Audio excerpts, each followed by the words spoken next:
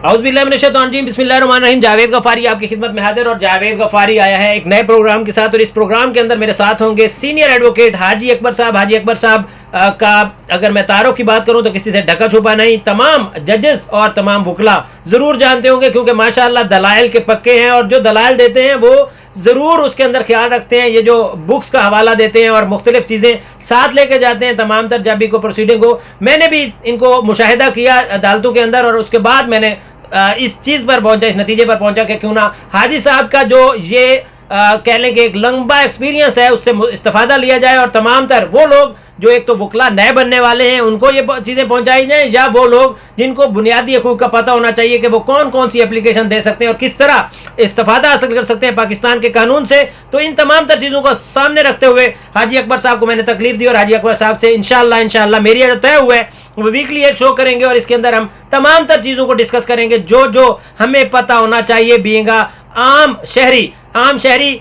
यानी कि मैं, यानी कि आप, और यानी कि वो तमाम लोग जो घर में बैठे हुए हैं। उसमें ख़वातीन भी हो सकते हैं, उसमें मर्द हजरात भी हो सकते हैं, और उसमें बुजुर्ग हजरात भी हो सकते हैं, और बच्चे भी शामिल हैं। उन तमाम तर हकूक़ को कैसे लेके चलना है और कैसे कानून का दरवाज़ा खटखटाना है, ये बताएंगे हमें सीनियर एडवोकेट हाजी अकबर साहब। हाजी अकबर साहब अस्सलाम वालेकुम। वालेकुम सलाम। हाजी साहब कैसे हैं आप? ठीक ठाक हैं अल्हम्दुलिल्लाह। हाजी साहब आपका बहुत बहुत शुक्रिया, आपने मुझे कीमती टाइम से नवाजा, और इस टाइम को मद्देनजर रखते हुए हम कोशिश करेंगे तमाम तर चीज़ें जो आप कानूनी तौर पे बता सकते हैं वो हमारे जो व्यूवर्स हैं उनको पहुंचे और उन लोगों को इससे फ़ायदा हो। हाई साहब, आपका अभी ताज़ा तरीन और सबसे बड़ा केस कौन सा चल रहा है? देखें, केसेस तो सारे बड़े होते हैं और अभी तो एक मैटर जो इस वक्त हाई कोर्ट में चल रहा है, सीपी चल रही है हमारी, और वो उस मुतालिक हैं कि एक जगह है मुशर्रफ कॉलोनी के हवाले से। उसमें ये है कि वो लियारी रीसेटलमेंट प्रोजेक्ट था। उसमें जो गरीब लोग इस लियारी एक्सप्रेसवे से मुतासिर हुए हैं उनको रीसेटलमेंट के तहत मुख्तलिफ जगह एक दी गई, और उनको बाकायदा फ़ाइलें भी दी गई उन जगहों की। लेकिन अब वहाँ पर मसला ये हो रहा है कि जो लोग वहाँ रह रहे हैं और जो वहाँ पर इदारे की तरफ से जो फ़ाइलें इशू की गई हैं, अब जो लोग उस प्रोजेक्ट से मुतासिर हुए थे वो बहुत कम है वहाँ, लेकिन जो दूसरे लोग हैं उन्होंने वहाँ पर रिहाइश इख्तियार कर ली। अब इदारे में क्या हुआ है कि उन्होंने जो वहाँ रह रहे हैं, या तो किसी को फ़ाइल नहीं दी गई है, और या अगर किसी को दी भी गई है तो वो एक फ़ेक फ़ाइल दी गई है। भाई साहब, हमें खबर वाले आम से लोग, हम आम लोगों के लिए ये शो कर रहे हैं, हमें ये समझाएं कितने रुपए का चूना किसने किसको लगाया। आम जबान में हम इसको कहेंगे कि कितना हुकूमत ने, इंतज़ामिया ने या अवाम ने किसने कितना नुकसान पहुंचाया। देखें, ये नुकसान के हवाले से मैं उस दिन हाई कोर्ट में केस लगा हुआ था, और मैंने ओपन कोर्ट में ये कहा कि उसमें तकरीबन 70 अरब की करप्शन हुई है। 70 अरब की करप्शन एक प्रोजेक्ट के अंदर, और ये प्रोजेक्ट है LRP यानी लियारी रीसेटलमेंट प्रोजेक्ट कराची के अंदर जनाब। ये प्रोजेक्ट था जिसका 70 अरब तखमीना लगाया गया है। करप्शन का किसने की है, कैसे की है, क्या की है, ये तमाम तर चीज़ें दलाइल दे रहे हैं हाजी साहब सिंध हाई कोर्ट में। और सिंध हाई कोर्ट में ये अब किस जगह पर पहुंचा हुआ है? आपके जो सामने जो वकला हैं उनका क्या मौक़िफ़ है, वो भी ज़रा हमें बताएं। जी, वो असल में जो इस प्रोजेक्ट के जो लियारी एक्सप्रेसवे रीसेटलमेंट प्रोजेक्ट के जो लॉयर हैं वहाँ, वो भी अपीयर हो रहे हैं। जो लोग वहाँ पर मुतासिर हुए हैं वो भी अपीयर हो रहे हैं। हमने ये केस फाइल किया था कि वहाँ पर जितने भी पार्क्स के एरियाज़ हैं, जितने भी ग्रीन बेल्ट है, यानी एक किस्म के आप ये बता दें कि वो चाइना कटिंग के हवाले से है, तो जिस पर डिपार्ट ने काफ़ी सारे फ़ाइलें इशू की गई, और फ़ाइलें इशू होकर उस जगह पर तामीरात का काम भी हो रहा है। चंद जो वहाँ पे लैंड ग्रेबर हैं और जो कि इन इदारे के साथ मिलकर या वहाँ के किसी भी इदारे के लोगों से मिलकर जो फाइलें बनवा लेते हैं और वहाँ पर एक यानी वो चाइना कटिंग, जिसे आप इसको एक्स्ट्रा कटिंग कर दें कि उस हवाले पर लोगों पर ये फाइलें बेच देते हैं और वो वहाँ पर जब रहते हैं, क्योंकि इस प्रोजेक्ट के तहत मैप जो मास्टर प्लान है, हर ब्लॉक के अंदर जितने जितने मकान दिए गए हैं, इन सारे तकरीबन इसमें 2900 घर और मकानात के लिए दिए गए थे। मगर मैं हैरान हूँ इस बात पर कि उस दिन डिपार्ट की तरफ से जो शो हुआ है वो 3800 में चेंज हो गया, यानी 900 मकान जो है वो एक्स्ट्रा कटिंग आ गई, जिसका इस मास्टर प्लान में ना बुक 1 में कोई जिक्र है। इस 900 एक्स्ट्रा कटिंग में ये जो इसके अगर आप ये कैलकुलेट कर लें, इसके पैसे कैलकुलेट कर लें, या जो वहां पे आजकल कीमत चल रही है, तो तकरीबन ये 70 अरब के करीब जा रही है, और जो कि आज वो पेंडिंग है। हाजी साहब, मैं जो समझ पाया हूँ, एक आम सा सहाफ़ी हूँ मैं चीज़ों को और तरीके से देखता हूँ। हमने तो 20 सेकंड 45 सेकंड के अंदर खबर देनी होती है। तो खबर ये है कि जनाब 2900 थे मुतासरीन और 3800 हैं फ़ायदा लेने वाले।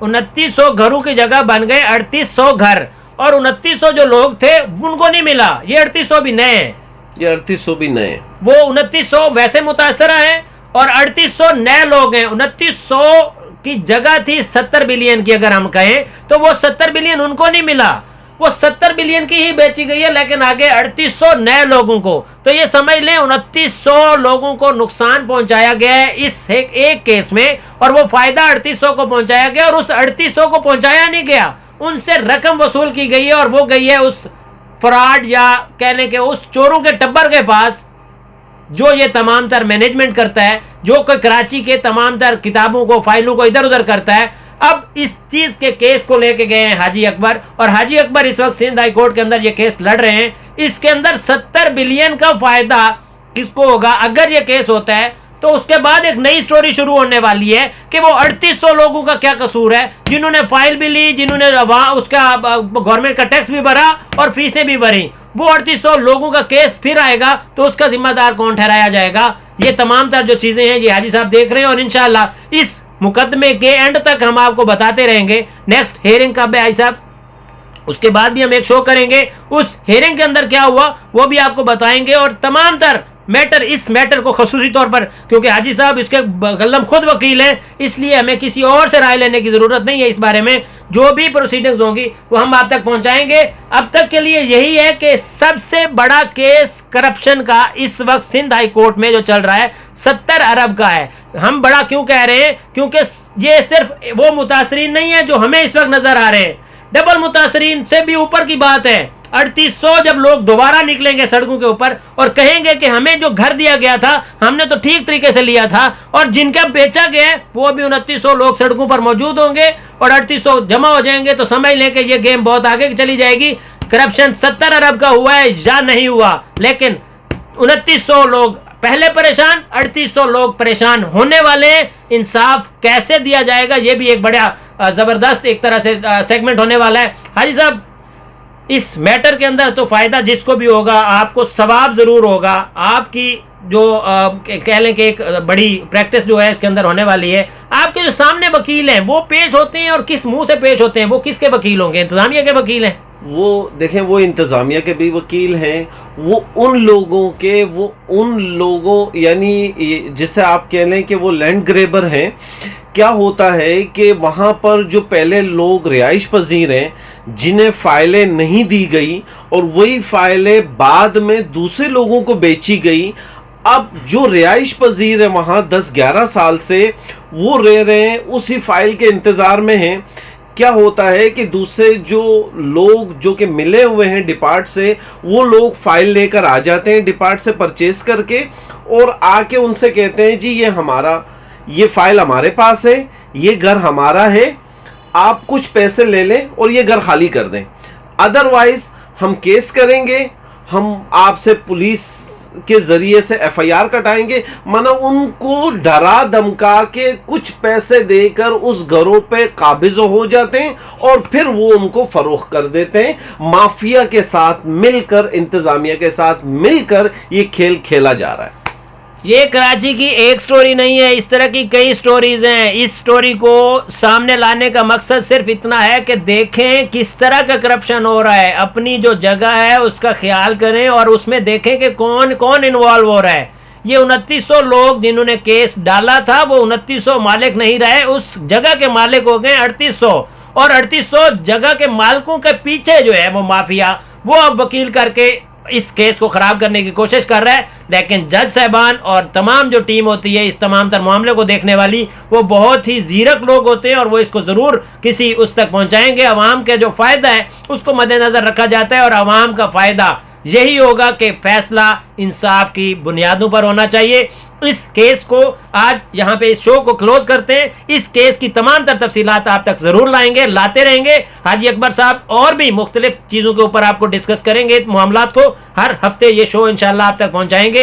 हफ्ता की रात शाम 7 बजे इसी चैनल के ऊपर आप देख सकेंगे। यूट्यूब का ये चैनल जो लिंक है ये आप रख लीजिए। इसी को मजीद आगे हम बातों को जारी रखेंगे और कानूनी तमाम तर मुशावरत होगी और आने वाले बुकला के लिए हाजी अकबर साहब का ये जो चीज़ें होंगी ये बहुत मुस्तफ़ीद होंगी। हमारी यही कोशिश होगी कि हाजी साहब से तमाम तर मैटर्स, अभी तो सिर्फ एक मैटर डिस्कस किया, इसमें टाइम ज़्यादा हो गया था इसलिए हम लंबा नहीं करना चाहते, लेकिन अगले जो एपिसोड होगा उसके अंदर अगर इसके दौरान हेयरिंग होती है तो भी डिस्कस किया जाएगा, नहीं तो दीगर केसेस और दीगर चीज़ों को आप तक पहुँचाया जाएगा। हाजी अकबर साहब आपका बहुत शुक्रिया। और आने वाले स्टूडेंट्स के लिए आप भी कोई एक लाइन बोलना चाहें कि वो किस तरह केस को स्टडी किया करें और उसके बाद उस केस को लिया करें। मेरे बच्चों के लिए, मेरे स्टूडेंट्स के लिए जो नए आए हैं इस प्रैक्टिस में, इस फील्ड में, सबसे पहले बात तो ये है कि उन्हें मेहनत और बहुत ज़्यादा मेहनत के साथ काम करना चाहिए और सीखना चाहिए। जितना भी सीखें और जितने भी स्टडी करें वो इसके लिए कम है। केस ले, स्टडी करें और उसके बाद उस केस के ऊपर इस तरह काम करें जैसे आप अपने लिए नहीं बल्कि मुल्क के लिए काम कर रहे हैं, और जज साहब के लिए भी आसानियां करें ताकि तमाम तर चीज़ें आपके साथ हों और अगली दफ़ा जब फैसला हो तो वो इंसाफ का बोलबाला हो। हाजी साहब बहुत शुक्रिया, आपने टाइम दिया और इंशाल्लाह इसी तरह उम्मीद रखते हैं कि आप टाइम देते रहेंगे और हम आपके लिए इसी तरह लाते रहेंगे सीधा केसेस। सिर्फ हाजी साहब के नहीं, दीगर केसेस को भी हम छेड़ेंगे और दीगर स्टोरीज भी आपके पास लाएंगे।